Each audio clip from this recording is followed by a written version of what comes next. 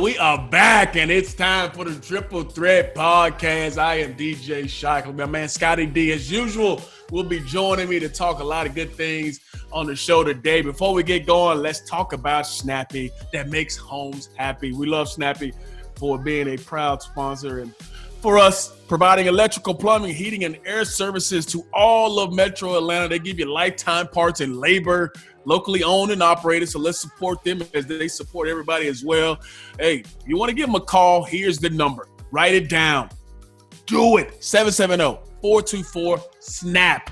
Or check them out on the web at snappyservices.com. Remember, they are good. They use electrical, plumbing, heating, and air, and we love to use Snappy. You also can use the promo code Triple Threat. You get $75 off your next appointment. I said it, yes, $75 off. Who doesn't want $75 off anything? But I'm all for that. So use the code Triple Threat, hashtag Snappy makes homes happy. We appreciate Snappy for being a part of the show. Don't forget to check them out. All right, today's show, my man Tony Barnhart is checking in with us, Mr. College Football. If you don't know who he is, get from underneath that rock. Tony Barnhart has been doing it for years, talking all things college football. We're going to get a lot out of Tony today. He's going to talk SEC, ACC, Big Ten, Pac-12. We're going to talk it all, and he's going to give you a glimpse of what he thinks is going to happen at the end of the season going forward. So looking forward to talking to my man Tony Barnhart, Mr. College Football, here on the Triple Threat Podcast. And we got a lot of great stuff to talk about today. But before we get into all that, I got to holler at my man Scotty D. Scotty D, holler at the people. Let them know how you doing. What is up? What is up? What is new? 32 years of ineptitude is over. That's what's new.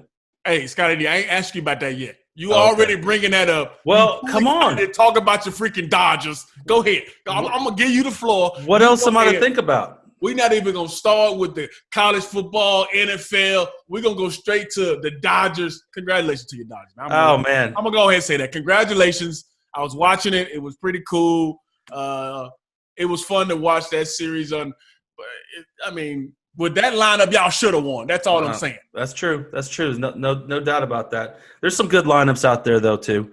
But I tell you what. Hold on. Yeah. Before you start, I want to ask you a question. I want to see if you can be 100 with me, keep it all the way above 100 with me. Can you do that? Here's the question. The Rays keeping Snell, are we talking about the World Series champs right now?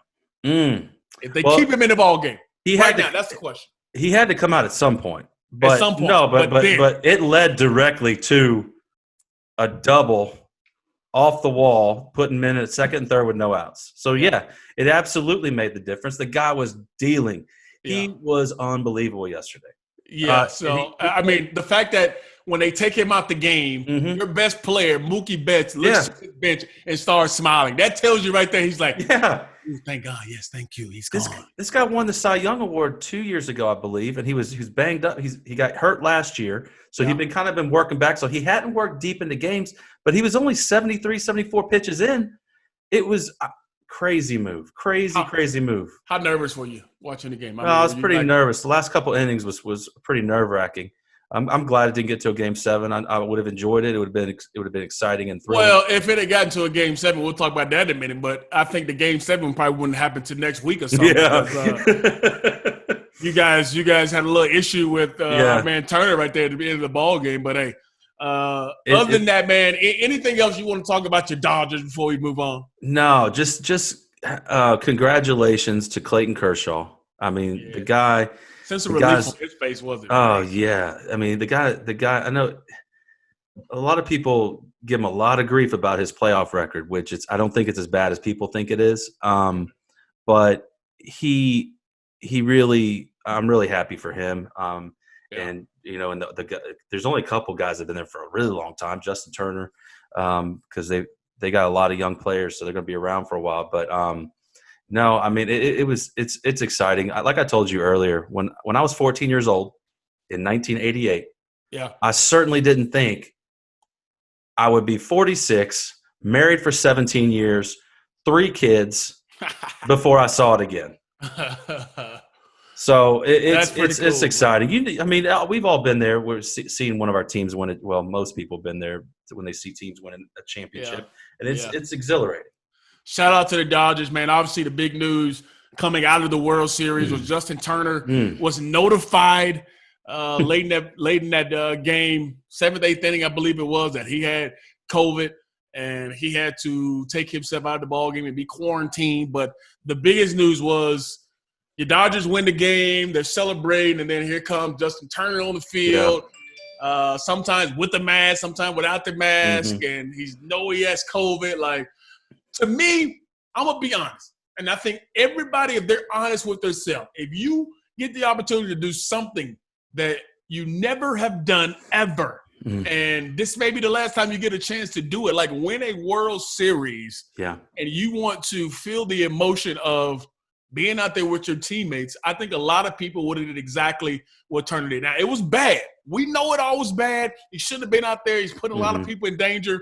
But it's hard to say, hey, you sit back in the clubhouse while everybody's on the field and kind of celebrate. Your thoughts, Scotty D, on that? Yeah. So when 8th inning happened or whatever, he got replaced at third base. Nobody knew why. So the announcers were talking about it. You know, we'll check on if there's an injury or something, because it was abrupt. You know, it was just he was just gone. It wasn't pinch hit for or anything like that. So that caught my attention. Game ends, and I'm seeing everybody pile onto the field and everything. And I'm like, I look at my son. I'm like, Will, JT's not out there. I don't see his red hair and red beard flashing anywhere. Where is he? You know, so we noticed that he wasn't out there. And then 30 minutes later or whatever, the news broke. It hit my phone, and I showed it to him. I'm like, dude, look at this. This is not good. Yeah. And then he then he rejoined the team. My thoughts are this. And I appreciate you saying what you said, because it's not coming from a fan of the team. Right. Because I feel like people are only going to be able to take me so seriously if I say this. If I'm one of his teammates, dude's been on the team for 8 years. He's been through all these walls that they've hit at the end of the season, all these letdowns. I'm having him with me. Yeah. Okay. And another thing is, he's been with this team all this time. Anybody that's exposed, they probably all have it. Yeah. They just don't have the test back yet, or he's got a false positive, which is a possibility. Yeah. So that's how I feel about the situation from a teammate standpoint, and from I feel like an honest standpoint. What I'm tired of is people in the media that like to hear themselves talk and just want to be, that are just browbeating people about what somebody else should be doing. And that's combined with election. I'm tired of election, ads for politics and stuff like that. So I think that's piling onto that to me. So I'm with you, man. It was unfortunate that's the conversation that's being talked about. Big kudos to your Dodgers, man. Congrats to those guys. It was for them to come back versus my Braves down 3-1 and then finish off the rest of that series and, going to the World Series, playing against the Rays, a pretty good ball club, obviously. And winning that is a huge accomplishment. So big shout out to the Dodgers for going out and getting that big win. National Football League. Let's talk about a little football, man. Let's do it. Every week it seems like we have a different conversation about our Atlanta Falcons. This week was unfortunate as well. As the Detroit Lions last week came in and beat them at the end of the ball game again. Good thing for the Falcons is they get a chance to play on Thursday night. They get a chance to play back again tonight. They get a chance to play the Carolina Panthers. So we'll see what happens in that ball game. If they can remedy that tough loss that they just had. Obviously, the big story from that, we didn't get a chance to talk about it, but that Gurley scoring a touchdown. I tell people all the time, this is what I thought about it. So he knew the situation. He said after the game, he had been in that spot 4 or 5 times previous in his career. And this particular time, if you're watching the game, one guy actually lets him go. Then the second guy is the guy who's tugging at the football. Yeah. Like literally tugging at the football. Right. And in his mind, I guarantee you, in the moment in motion in that game, he's like, don't fumble. So his momentum is pulling himself towards the end zone, trying to hold on to the football. And as he gets away from that guy, he's right up on the end zone, and then boom, he lands on it. And obviously the touchdown, everybody knows what happened after that. Yeah. Just tough to see the Falcons lose in that manner. Still had a chance to stop them there at the end. Wasn't able to do it. So tough for the Falcons to see that happen. What do you think about that scenario happening? Well, anybody that wants to blame Todd Gurley for scoring a touchdown, stop. Just stop. Yeah. All you had to do was hold them to a field goal. And was it 40 seconds, DJ, or was it more time than that? It was like 59, okay. A minute, 4 seconds, or something like that. Okay, yeah. It was a minute roughly. No timeouts, yeah. Just hold him to a touchdown. You can't just blame a guy for scoring a touchdown. Yeah. I mean, I'm sorry. Hold him to a field goal. Field goal, yeah. Tough sled, man. Amazing. Tough sled, and the Falcons lose another one. But, hey, we'll see if they can bounce back against the Carolina Panthers. I'll take a little sour taste out of their mouth, and it's a division game, so we'll see. Cowboys, another tough loss. They lose Andy Dalton. They got crushed in the ball game. Andy Dalton out with a concussion. So the Cowboys are predicted to lose the rest of their games. They're predicted to go 2-14. Scotty, here is an interesting thing I want to pose to you. This wasn't even on our script. We didn't talk about it. I want to ask you about it. All right. The Jets obviously may have the number 1 pick. Cowboys in the season, and they have the number 2 pick. Do you take Justin Fields and just say scrap everything else and move on from Dak Prescott and draft Justin Fields to the Dallas Cowboys? Well, it takes a bit of medical knowledge for me to feel qualified to answer that, you know? Like, Dak Prescott's injury was very similar to the Redskins.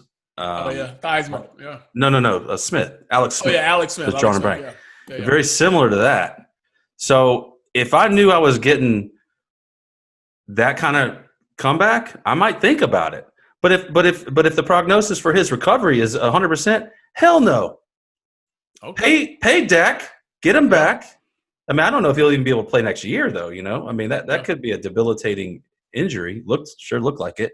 But no, if Dak's going to make a recovery, no, that's stupid. Yeah, I'm with you. I hear you.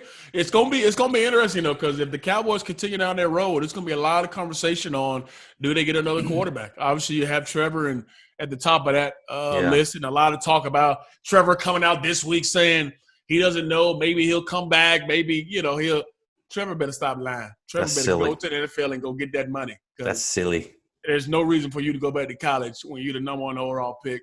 They're going to have an opportunity to draft guys. They're going to have probably a new coach. They're going to have new organizational things going on. So they're going to have an opportunity to make that football team better, and Trevor better go get that bread. Well, let me ask you, do you think the Jets – I mean, Sam Darnold's only been there a couple years, and look, they're not helping him with what they have around him. I don't know how good Sam Darnold is. He doesn't look great, but again, I'm not an evaluator of talent of what's around him. So are they good? You think the Jets would give up on Sam Darnold that quick? Absolutely. Yeah. If they get an opportunity to draft Trevor Lawrence, and where they're going to be, they're going to have multiple draft picks. They're going to have, and then just say you trade Andy Dalton. I mean, you trade him from that football team. If you trade him, you're going to get extra picks for him. So there's a chance you get more for Sam Darnold as well. So you can add to whatever you want with Trevor Lawrence. So as far as being able to trade him, do they think Darnold's here, but Trevor's ceiling's here, or do they think Darnold is poo? Nah, I don't think they think he's poo, but I think he has. So they can get some for him. Okay, yeah, absolutely. Okay. I mean, like you said, he's still young.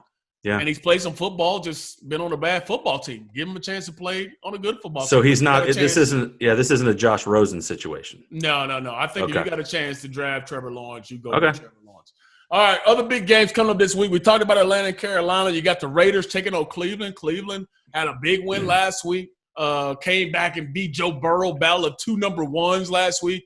Mayfield with 5 tubs in that ball game. Yeah. So Raiders been playing good as well. Pittsburgh and Baltimore. Interesting ball game there with Big Ben and obviously Baltimore in their defense, and Pittsburgh still winning. And it's going to be fun to watch that game. And San Fran and Seattle. Seattle coming off the tough loss to Arizona on Monday night. You give Kyler Murray and that team a lot of credit. They played pretty good for their college football. Let's talk a little college football before we get our man Tony Barnhart. Remember, Tony Barnhart's coming up here in a couple minutes, Mr. College Football. You don't want to miss some of the things that he talks about.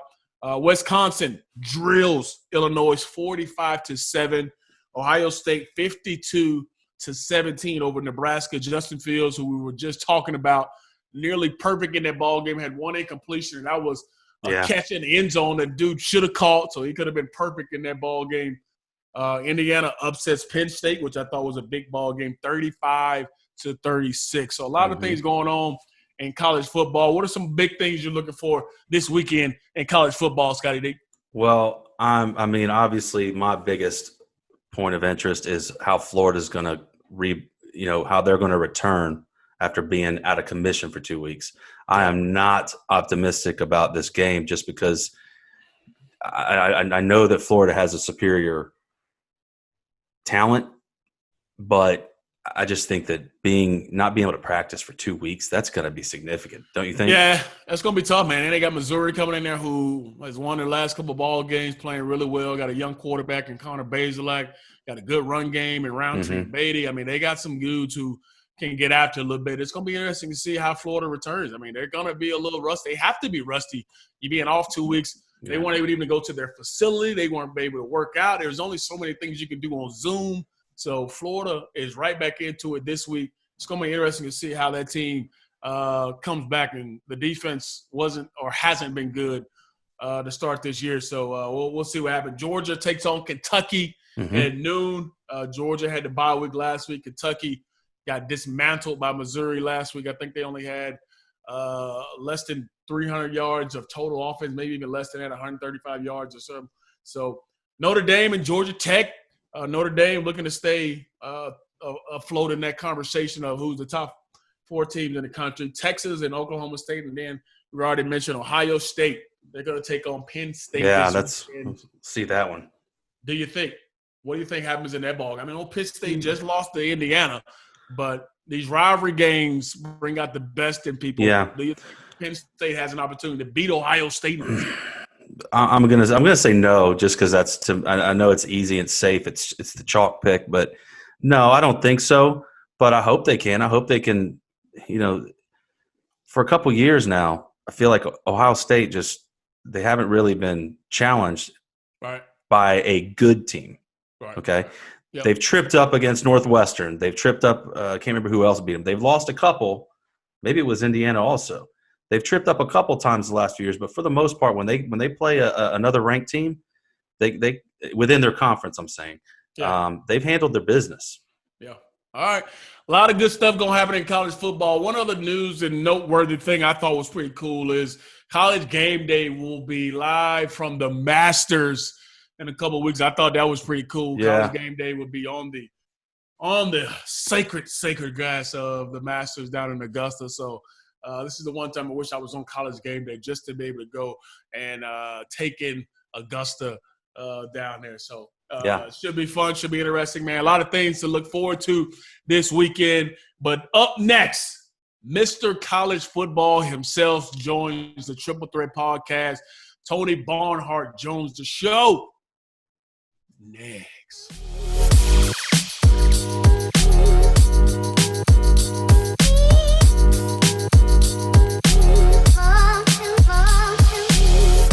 Welcome back to the Triple Threat Podcast, and I've been talking about it for I don't know how long. I am excited for our next guest, and he's a good friend of mine. I've known him for a long time. He's covered me. We're both Bulldogs. You've seen him all over the world. Everybody knows that Mr. College Football himself, my man Tony Barnhart, has joined the Triple Threat Podcast. Tony, hey man, how you doing? My man DJ, it's all good. Listen, believe it or not, we are halfway through the SEC season, which I know it just blows my mind that it goes so quickly. And we've been lucky to have only the postponements we've had so far. Keep your fingers crossed. Our friends up in Wisconsin are not having a good day. Oh man, think about them. Yeah. And let's keep our fingers crossed down here in the South that we can get this season completed and still got a lot of good. November is going to be great. If everybody can play, November is going to be great. Yeah. Tony, before we jump into some of the things around the country and some of the teams that you like, obviously everybody is going through this COVID situation. How have you and your family been during this COVID time, and how's the health of everybody around you? Well, DJ, I made a conscious decision for the first time. I've been doing this a long, long time, that I wouldn't go travel for games this year. There was no reason to do it. I mean, the reason I go to games in the first place is obviously to see people, to talk people, do networking and stuff like that. Then of course the game is there, but that's not why I go. I go to interact with people. Well, you can't do that now, and there's no point of me sitting in a press box with two pieces of plexiglass on either side of me, and I can't talk to the people I want to talk to. And what I found out is sitting at home, I get to watch a lot more football. Yeah. I get to learn a lot more, but that's the main thing. And Mrs. Barnhart has basically got me on lockdown. I can only imagine. I mean, I'm going to give you a proper introduction for the people who have been possibly under a rock and don't know who Tony Barnhart is. Obviously, you've been working in college football for many years. I think one of the top journalists I've ever been around. You've worked for CBS. You've worked for the Atlanta Journal-Constitution here in Atlanta, ESPN, the SEC Network. Me and you have worked together on the SEC Network. You've been on College Game Day. I mean, you've done multiple things. You've run so many awards. I was looking through some of the awards that you won, and I was going to name a few, but I was like, that's going to take the entire show for the amount of awards you won. But for the people who don't know, Tony has definitely a pulse on college football and been doing it for a long time. With COVID and everything, Tony, has this been the strangest year that you have ever had to cover college football? Absolutely. Absolutely. And let's go all the way back to the start of the SEC. Well, let's go back before the start of the SEC season. Let's go to September 5th, the opening Saturday. Right. The Sun Belt Conference went 3-0 against the Big 12 Conference. Okay. We should have known then. We should have known then that it was going to. When Coastal Carolina won and Louisiana went to Iowa State and won. Yeah.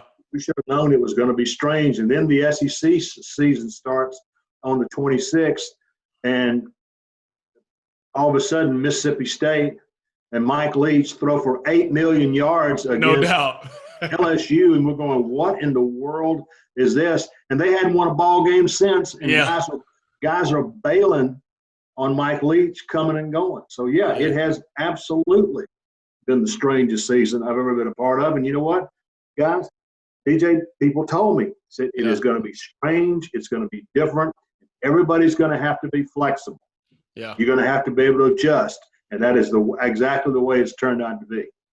Tony, I love for us to go back for a second, and a lot of people know some of the things you've done now, but let's go back to how you got into the biz years ago. What was the determining factor, and how you became so successful, and how did you know, hey, this is something that I wanted to do and make it a career?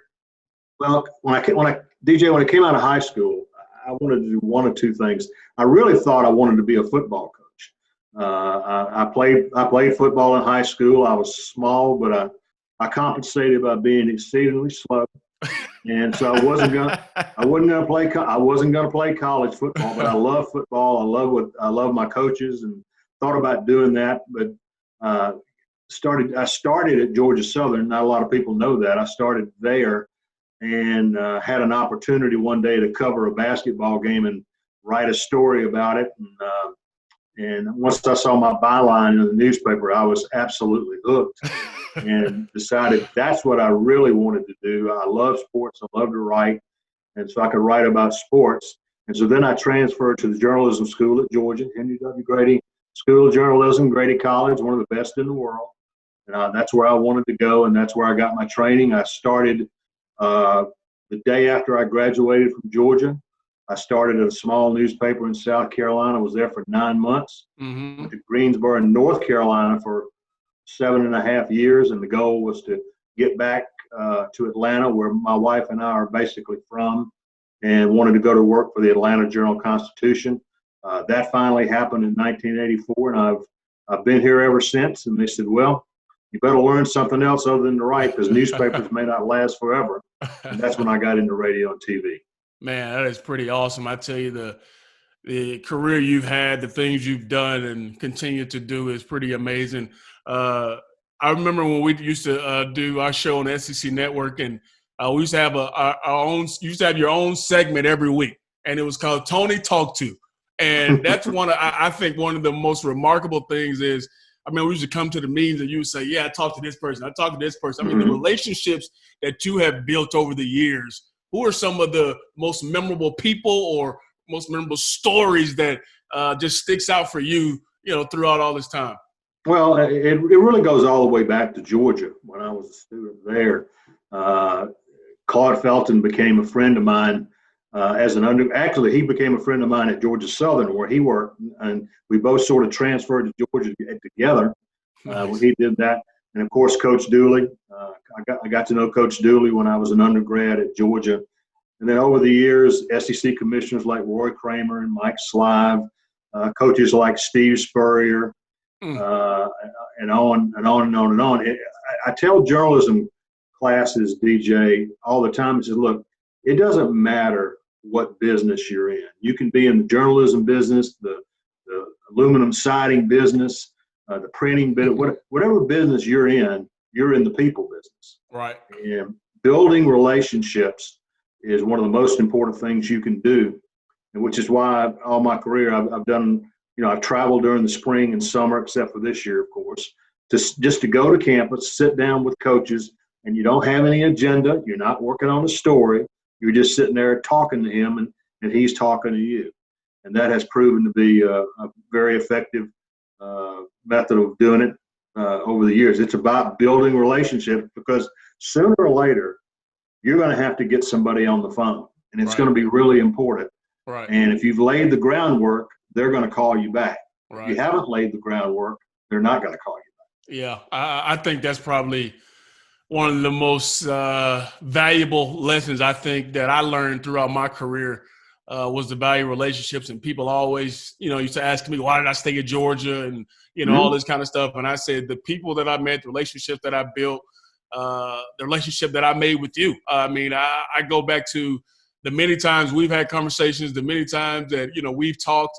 And last week I call you up and say, hey, Tony, can I, get you on the podcast? You say, hey, no doubt. And I think that's a credit to the relationships you build over the years. So it's pretty cool. When you look at the landscape of college football right now, Tony, obviously you talked about it this weekend.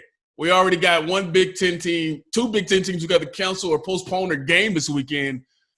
How big is it for the Big Ten, I would say, if you have a couple of this happens a couple of instances, and we always look at the bigger picture, which is, college football playoffs.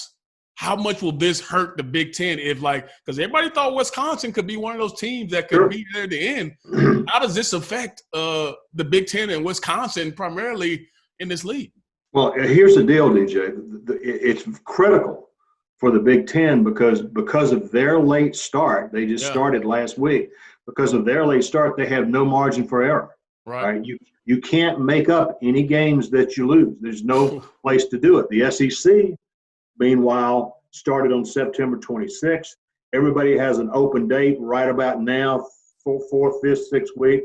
And there's a universal open date on December 12th where you can move games. Big Ten doesn't have that. They're not going to postpone anything. These games, Nebraska, Wisconsin, is going to be canceled. Wow. It's not going to happen. And if you're a team that thinks you're good enough to make the college football playoff, to be one of the Final Four, it's going to be tough because let's take Ohio State. What if Ohio State has to drop a couple of games and the best they can do is 6-0? Does that get them in? It probably does, but it's going to be a struggle. And the Big Ten, by doing what they did, left themselves no wiggle room.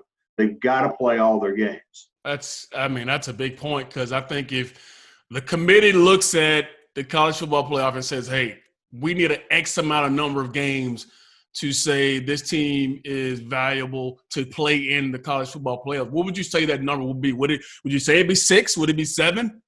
I was told that they're not going to do a number. Okay, they're not going to. Now the number, the Big Ten did do a number, and the number is 6. Okay, the number. If you want to qualify to play in the Big Ten championship game, you've got to play at least 6 games. So they did it, But I was told by the selection committee folks that we're not going to do it. We're going to take the teams as they come to us. We're going to evaluate them based on their body of work, but we're not going to put a hard and fast number out there. And that really gives the committee a lot of flexibility. But you got to believe, DJ, if that number gets down to 6 or 5, you're not going to make it in. Yeah, and that's what's, you look at the Pac-12, who's about to play here in a little bit as well. They have no wiggle room as well. So I think when you say you don't put a number on it, that kind of helps them a little bit. But they have to make sure they go out and play, outstanding football in the games that they have. So Pac-12, Big Ten got a lot of things ahead of them. Let's jump into the conference that we both know really well. The SEC, obviously Alabama is looking like they're head and shoulders above everybody else. Is there anybody else in the SEC that you feel as though if playing their best brand of football can beat Alabama? Only Georgia. Only Georgia, maybe Florida. I mean, you look at the talent that's on the roster. When you really break down the roster, Alabama and Georgia have the 2 best rosters in the SEC, and it's really not even close. Right. Florida is a team that is capable of winning against those teams, but defensively that they're not anywhere close to where they want to be. Now, how's it going to pan out? What happens if Georgia gets back to Atlanta? Right now, you and I both know that Georgia's going to have to play better offensively if they want to beat Alabama. But from a sheer roster standpoint, Alabama and Georgia are really a level above anybody else, like a Texas A&M or Florida. They're good teams, don't get me wrong. But you're talking about elite athletes. Yeah. Georgia and Alabama have the most of them. Now, my man Scotty D, who you met coming on to the podcast, is a renowned lover of the Florida Gators. So he is eating up what you're saying about these Gators. But them being off a couple of weeks, I mean, how big of a deal is that? You're looking at it.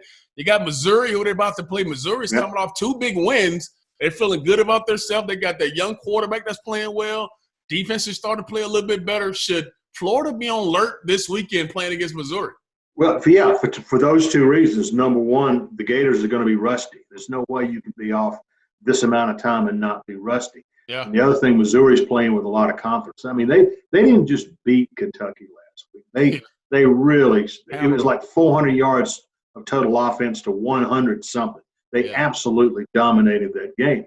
And I can tell you what they're going to do right now. The Missouri coach Eli Drinkowitz, his defense played well. They're going to run the ball and try to shorten the game. Mm-hmm. And if the Gators can stop the run or slow it down, force them into third and long situations, then I think they're going to be okay. But you let Missouri crank out about a 12-play, 5, 6, 7 minute drive and do that a couple of things. Now all of a sudden the pressure's on Florida to score on every possession that they get, and you don't want to be in that situation.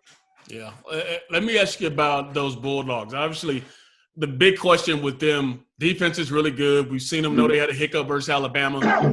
But on the offense side of the ball, Stetson Bennett has been, the talk of the town. Obviously, he played well in the first couple of games, didn't fare as well in that second half versus Alabama. Does Georgia have enough offensively, you think, to be one of those teams you look at in the college football playoff that can possibly beat an Ohio State or Clemson or beat Alabama for a second time? Yeah, they've certainly got the roster to do it. Okay, they found another wide receiver to help Pickens, and that helps. The offensive line's only going to get better. The running backs are deep, as they always are. But, Stetson Bennett's got to play a clean game. Okay, He can't have 2 or 3 turnovers for Georgia to have a chance. Georgia, the thing about Georgia is they're very, very talented, but right now there's really only one way that Georgia's going to beat you. That's to run the ball, play action pass, get the shots down the field when you get them. A team like Alabama, they can play small ball. They can run it behind that offensive line with Najee Harris, or you can see what they normally like to do is throw it all over the place. And Alabama is a more versatile team than Georgia. Georgia can beat Alabama if they play again in Atlanta, but they're going to have to play it doesn't have to be a perfect game, but it does have to be a clean game. Yeah, I love you talking QB play. Obviously, there's another pretty dominant QB that plays in that other league in the SEC. I mean, in ACC, and Trevor Lawrence and Clemson. Is Notre Dame the team that could possibly, thwart these Clemson Tigers, or is Clemson just head and shoulders better than everybody over there? I don't expect Notre Dame to do that. I don't think they're good enough offensively. Their quarterback Ian Book is a good quarterback, not a great quarterback. He's a pretty good game manager. I just don't. I sit there and look at that Clemson roster, and I just don't see them losing at Notre Dame. If they do, it's going to get really, really interesting. But I fully expect Clemson to go to Notre Dame and win next week. Tony, here's a good question I got for you. So Trevor Lawrence, Justin Fields, Yep. two guys who a lot of people expect to be 1 and 2 in the next draft. Right now, if you were the GM of a team, knowing what you know about Trevor Lawrence and knowing what you saw out of Justin Fields last year and in his first game he had last week, is Trevor Lawrence still your number one quarterback, or is it Justin Fields?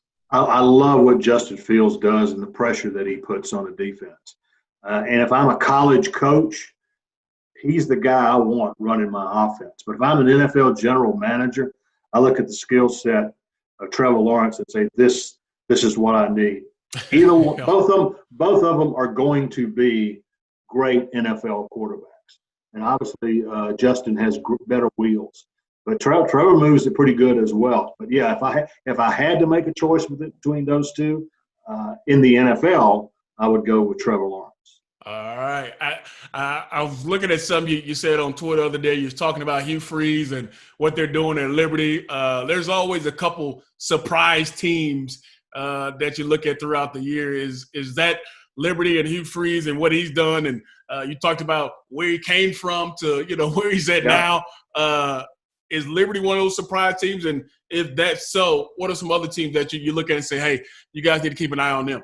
Well, Liberty's a fun story. I mean, because of Hugh Freeze's personal journey, what he's been through, right? Where he was at Ole Miss and having issues there to where he is now at Liberty, a little school up in Lynchburg, Virginia. They're 6-0, but the schedule for Liberty is about to get real.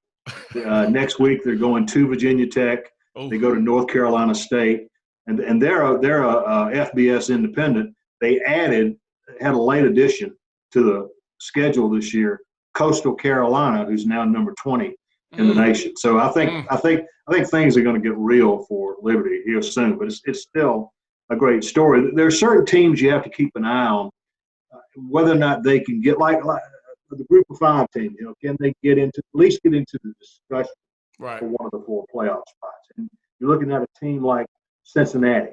I mean, Cincinnati, great. Deep. Luke Fickell's the coach. Great defense. They're probably going to win that league. I think they play Memphis this week, so that's going to be an interesting game. Teams like that. Oklahoma State. They're undefeated. I guess they could win the Big 12 and go undefeated, but I ain't sold on Oklahoma State just yet. Yeah. I mean, there's some other teams out there, but listen. When we get down to the very end, I'm going to be stunned if it's not the SEC champ, the ACC champ, and the Big Ten champ, Ohio State. And then we'll just have a big old argument about who number 4 is.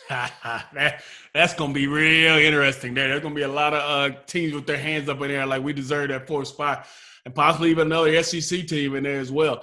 Yep. You talked about drinking with some of these new coaches. I want to ask you about – you said Mike Leach at the beginning. Obviously, the air raid took off of that first game, and we haven't seen him since. Nope, they've been grounded. Lane Kiffin over at Ole Miss. I mean, what they're doing. Which one of these new head coaches in the SEC have you been most impressed with, or you think has the biggest upside? The job that Sam Pittman has done at Arkansas has just been extraordinary. Because you're talking about a team that had lost 19 straight SEC games. There was no reason to believe they were going to win any games this year at all because of where their roster was. And then all of a sudden, in the first game, they gave Georgia a run for their money in the first half. And then they came back and have posted some, some very significant wins. They play hard. Their defense is good. He hired Barry Odom as his defensive coordinator. That is where – I just think from where they were, which is rock bottom, for them to be in this position. And they play Texas A&M in College Station this week. I give them a shot at that game. I really do.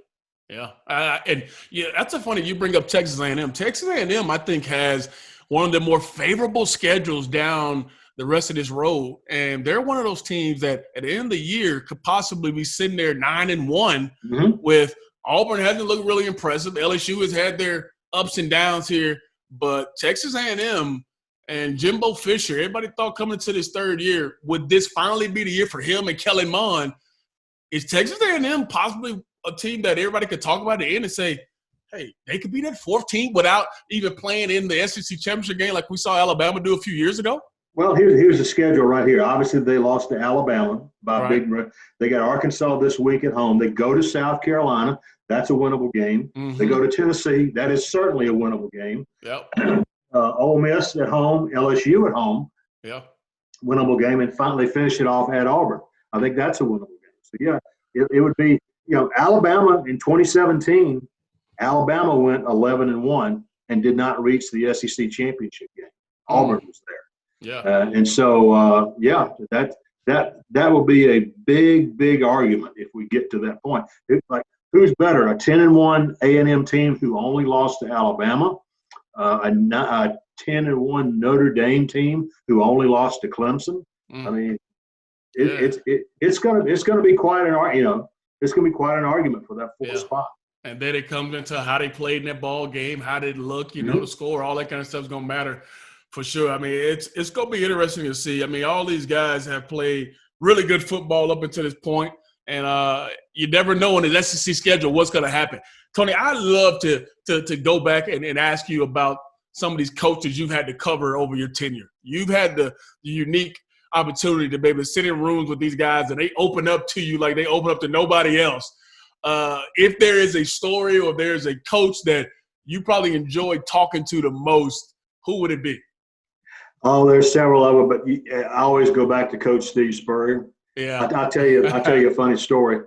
I got to know Coach Spurrier. I got to know Coach Spurrier pretty well when he was at Duke. His last year at Duke was '89, and I was going up there. He was doing a great job at Duke. Won an ACC championship at Duke. Right. That's when I first really got to know him. And he goes to Florida, and I went down to see him all the time there. But then he goes to South Carolina. And so what I would do is, like during the off season, I would just pick up the phone and call him and see what was on his mind, because sometimes he'd say something and he could turn it into a note or turn it into a column. Right. So it was during recruiting season, and I just called him up out of the blue. And he said. And he always called me Bulldog. So, what are you doing, Bulldog? And I said, I'm just talking to you, Coach. He said, we got to talking, and all of a sudden said, you know what, Tony? He said, we're about to do something here at South Carolina I never could do at the University of Florida. I said, what's that, Coach? He said, we're going to sign a player from the state of Alabama. And he said, yeah. He said, when I was at Florida, I never could sign any players from Alabama. He said, now later on, we found out them scholarships that Alabama was offering was worth a lot more than our scholarship.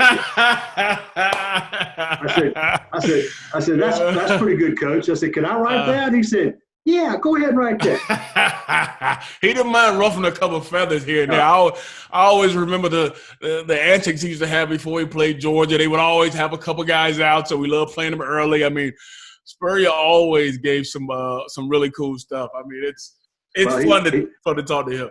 He would always say, because they played the Bulldogs early at South Carolina. He'd say, yep, 3 or 4 guys usually out. We can count on that. He said. Then he told me that later on. He said, I got notes and calls from Georgia people. You're right, Coach. That's exactly what happened. Exactly. I remember when I was there, we definitely had dudes out before we played them. So he was spot on about that. Tony, what is some great advice? Obviously, there are people who want to be into the journalism business. They want to get into TV. They want to be a writer. Well, what are some of the other advice or things that you can give to people who are wanting to get into the business as a guy who's been so successful in it? Well, I tell the young people, I say, look, go do whatever you can do to help newspapers, radio, whatever. Nobody has enough people to cover high school football. Go volunteer. Volunteer just to help out, to help write, to help chase down scores, to answer phones, things of that nature, and build relationships. Look, I graduated from Georgia. I tell this story all the time. when I was getting ready to graduate from Georgia, we were in a recession back then. I sent out 100 letters looking for a newspaper job somewhere. Wow. I got 75 rejection notices, and the other 25 didn't even bother to answer. Wow. And that's just the way things can be. And then one day I'm going past the journalism school, and they have a big bulletin board, and they had a placement office. And basically what they did is they helped journalism students find jobs when they get out of school. That's what they did. And I saw a 3x5 index card about a newspaper, a small newspaper in South Carolina that needed a person to man their one-person sports department and cover high school football in Clemson, South Carolina. So I called up the editor, and he said, "Yeah, I'm interviewing a lot of people now." He says, "When can you be here to interview?" I said, "I'll be at your office at 8:00 tomorrow morning." And so the next morning I skipped class and drove up to Union, South Carolina. It's about 25 minutes from Spartanburg. Sat down with the editor, and now I'm a month away from graduation. I need a job.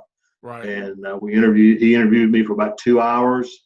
And then at the end of the interview, he picked up a stack of papers that was about that thick and put them on the desk. He said, "This is how many applications I have for this job." He said, "But I'm going to offer it to you right now." Oh, wow. And so I took it. Then he said, "When can you be here?" I said, "Mr. Wilder, I graduate on June 10th. I will be here on June 11th. He said, "Okay, good enough." Wow. And that's how it all got started. I was making $125 a week, and I was rich beyond words. Yeah, in college, you can take anything you want, especially coming up. Man, that is pretty awesome. That is a pretty cool story. Before we let you get out of here, Tony, we got to ask you, obviously, at the end of the season, there's always talk. We talked about the Final Four. We talked about the Heisman contenders. I think we have a good grasp on who we think the three teams will be. What are your Final Four? And I'll just say, I won't say who's going to win the Heisman. Who will be in possibly virtual New York, if so, if they have the Heisman for the Heisman? Well, I'll start with the Heisman first. It's the two quarterbacks we just named, Justin Fields and Trevor Lawrence, and then there'll be somebody else out there. I think Mac Jones is going to, if he keeps putting up the numbers he's putting up now. Even though they lost Jalen Waddle, they've still got plenty. Devontae Smith is going to just pick up the slack.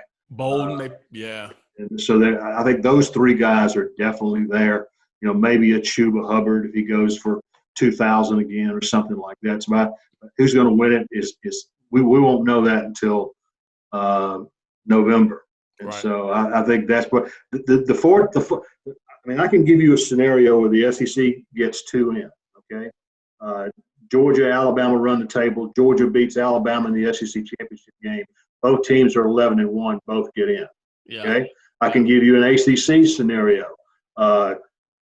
Clemson goes to Notre Dame next week and loses. Then Clemson turns around and beats Notre Dame in Charlotte for the SEC championship game. Both teams are 10-1. I think they both get in. So that's one right now. And Big Ten, I really only see one team there, and that's Ohio State. I don't see the Pac-12 being a factor. What's going to happen in the Big 12 if Oklahoma State runs the table? You look at their schedule, I don't think they're going to. Yeah. I don't think so. I think ultimately it's going to be the ACC champ, the SEC champ, the Big Ten champ, and either two from the SEC or two from the ACC. What's so interesting, and I love the what-if scenarios because there can be so many in this year, and it's 2020, so it has to be something crazy that happens at the end of the year. And my question is, if the two scenarios happen with the SEC and the ACC, does the committee look at one conference better than the other? Like they both play an all-conference schedule. They both have 2-4 teams that are 9-10-1. How do you decide then? Like if, both teams go in that scenario, you say which two or which one goes from the ACC to the SEC? Well, what they tell you, DJ, is that they don't say, well, this team played in the SEC and this team played in the ACC, so the team that played in the SEC is better. Right. What they say is, I'm sitting here looking at the schedule. Let's take Alabama. Let's say Alabama were to lose to Georgia in the SEC championship game. Well, they look at Alabama and says, well, Alabama played Texas A&M. Mm-hmm. They played Georgia and beat them. They played LSU. They played Kentucky. They played Auburn.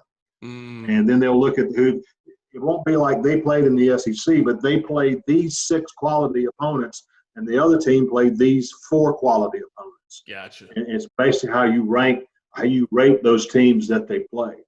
You would think that any team that played a 10-game SEC schedule would have played more ranked teams and more stronger teams than the ACC. You would think that, but you don't know until you see what the committee has to say.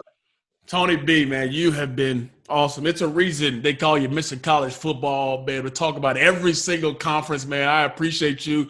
Always enjoy having a chance to talk to you. It's been a pleasure to talk to Mr. College Football. I know a lot of people will be excited to hear some of the predictions, some of the things that you talked about today. So, Tony, thank you for taking the time, for joining us here on the Triple Threat Podcast. It's been awesome. We appreciate you. We always ask people to continue to subscribe and listen.